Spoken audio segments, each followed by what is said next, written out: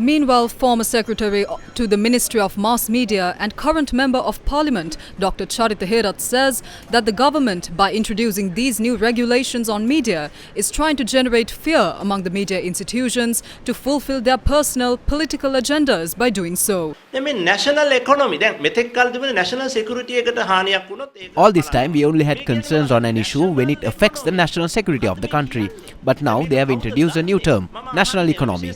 What is this national economy? Can someone explain it? I would like to ask this from an expert in the field. Without a proper interpretation, no one can explain what this term is. The IMF might interpret this in a different sense, and President Ranil Wickremesinghe might hold a totally different interpretation of this term. Whose interpretation should we accept here?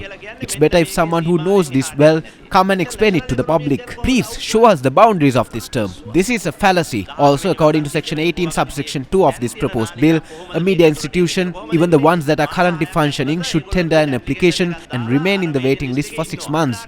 During these 6 months, the government holds the discretionary power as to whether they are going to accept this application or whether they are going to reject it. During this process, they are not going to consider the hard work these media personnel have invested so far to build up this media institution or their brand. This is why we need to have transitional provisions in this bill. The person who drafted this bill has failed to understand and identify the effect of these laws on the ones who are already in this industry. These new regulations are tailor-made for a country that starts up this industry anew. These laws might suit this country if we are in the year 1982. This act completely ruins and destroys the democratic structure of this country because this new act is in complete violation of the right to expression enjoyed by our citizens through Article 14 of the Constitution. This move will not do any good to the government but will be the reason for the downfall of this government.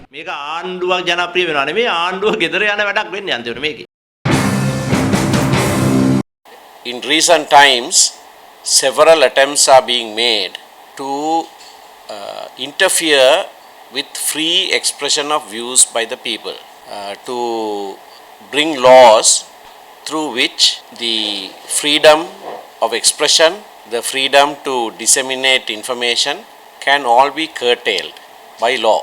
Sri Lanka Broadcasting Authority bill is very interesting because it proposes the establishment of an authority which will determine whether any news is true and whether any news is fair to be broadcast. Now this authority is one that will be controlled entirely by the government. By the composition of it, the president, the minister will have a complete say in who is to be appointed to this authority. And so through this mechanism, it is sought to control what actually gets to the people, and severe measures are being prescribed for violation of this. Even licenses, ongoing licenses can be reviewed and even be cancelled by this authority.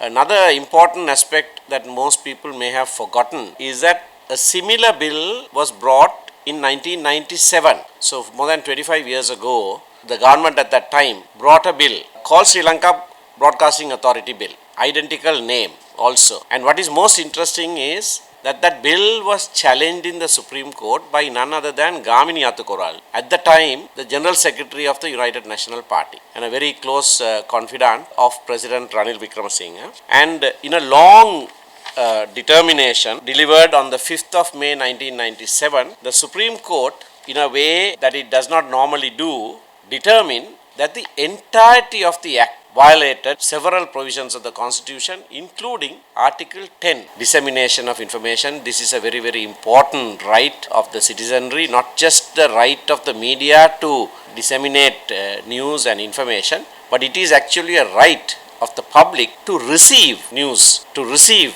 information.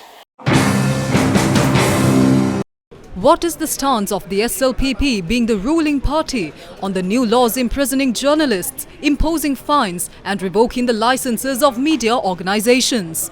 As a party, we are on a firm stance that the media should be independent and the media should be given the independence it needs. But if any person misuses the freedom of the media, appropriate action must be taken against it.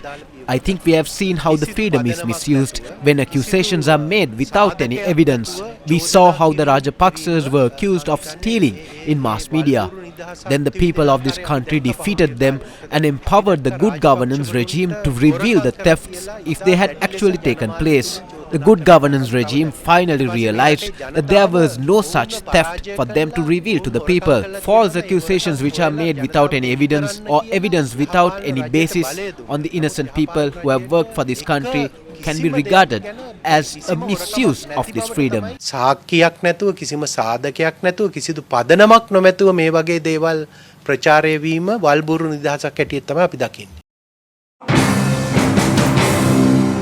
The Samagi Janabalabege claims that the proposed Broadcasting Authority bill is not at all democratic. We have a big suspicion that they are planning on doing something illegal through this bill. If a power to cancel license is given to them, then it is subjective and not objective. That means 4 or 5 people make all these decisions. We saw when certain films came out, the censor board had to censor whatever the minister in power and his followers wanted. This changes from time to time. If everything that they don't want is censored, then what will be left to show on channels? This is definitely against international protocols. We see this as an alternative for the anti-terrorism bill which they failed. This is a blow to the democracy of this country. We would like to tell the government that if they continue these things, we will fight against it and defend the people's right to democracy. ජනතාවගේ ඒ ප්‍රජාතන්ත්‍රවාදී අයිතිය වෙනුවෙන් සටන් කරනවා කියලා කියන්න කැමතියි. The Janata Vimukti Peramuna claims that the actions curtailing democracy must not be allowed. ඇත්තටම දැන් මේ ආණ්ඩුව හදමින් ඉන්නේ This government is trying to silence the people. They are trying to silence the people who are not in favor of the government. There is an act called the International Civil and Political Rights Convention Act. It establishes the freedom of expression of the people. A bill is now being prepared to censor the conduct of the media. We know that media frequencies are given by the government. The government holds the upper hand in this. The government is trying to silence the people who are against the government. The government is trying here to establish an autocratic government by curtailing democracy and curtailing the franchise of the people and infringing the rights of the people for the freedom of expression. We believe that this must not happen. We have to defeat them. We are in the position that everyone respecting the democracy and human rights must come forward to defeat the conduct of Ranil Wickremesinghe and the Rajapaksas. පෙරට ආයුතුයි කියලා අපි දැඩිව විශ්වාස කරනවා.